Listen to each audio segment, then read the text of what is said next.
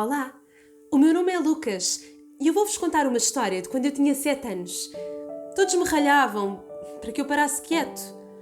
A minha mãe muitas vezes chamava-me furacão porque eu tinha muita energia, outras vezes formiguinha porque eu não conseguia parar, tinha de andar sempre de um lado para o outro. O meu pai estava sempre a ralhar comigo para que eu arrumasse os brinquedos, para que eu ordenasse o meu quarto. Mas era tão difícil, eu queria sempre brincar com tudo ao mesmo tempo. Muitas vezes, as pessoas diziam que eu era mal educado e que a culpa era dos meus pais, que não me educavam bem. E na escola, eu não conseguia sentar-me sossegado na cadeira e andava sempre de um lado para o outro, em pé. A professora perguntava muitas vezes: Lucas, a tua cadeira tem picos? Mas é que havia tantas coisas a distrair-me. Era um lápis que caía ao chão, os meus amigos a conversar, uma mosca a voar no céu ou o vento a bater na janela. E pronto. Lucas, já terminaste o exercício? Mais um exercício para acabar.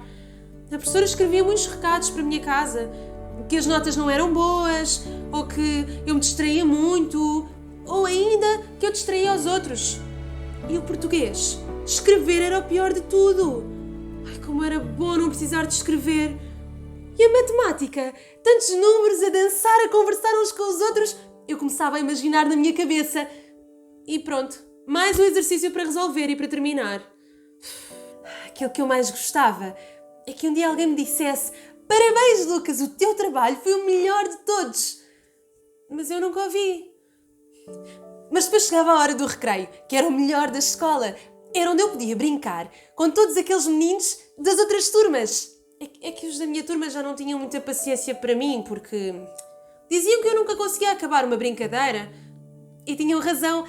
Eu lembrava-me sempre de outra mais gira, mais divertida para começar. E deixava as outras a meio. Então, um dia a professora chamou os meus pais à escola e perguntou se já tinham pensado em levar-me a um psicólogo.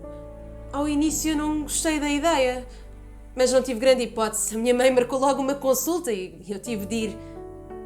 Quando eu cheguei ao consultório, encontrei um senhor muito fixe. Conversámos e foi bem divertido. Ele perguntou à minha mãe se me podia levar a dar um passeio para termos uma conversa só nossa, só nós os dois. E eu até gostei bastante. Eu expliquei-lhe tudo o que se passava na minha escola, como é que eu me sentia. E eu senti que ele me compreendia. E soube mesmo bem. Eu senti que não era o único, não era a única criança a sentir-me daquela maneira, a sentir-me assim. Eu antes pensava: isto é só comigo? Porquê eu? Porquê a mim? Mas afinal, havia mais gente a sentir-se como eu, mais crianças assim. Então fiz uns testes que mais pareceram uns jogos, que até foi divertido, e depois a minha professora e os meus pais tiveram de responder umas perguntas. Depois o psicólogo chamou a minha mãe e disse que se calhar o melhor seria eu consultar um colega dele, um pedopsiquiatra. Eu nunca tinha ouvido aquela palavra, mas eu antes também não sabia o que era um psicólogo e até acabei por gostar. Por isso nem repelei muito e lá fui. Tive uma longa conversa com o pedopsiquiatra. Tão longa que até eu fiquei cansado. Logo eu que nunca me cansava e que tinha muita energia. Ele disse que eu tinha perturbação da hiperatividade e déficit de atenção.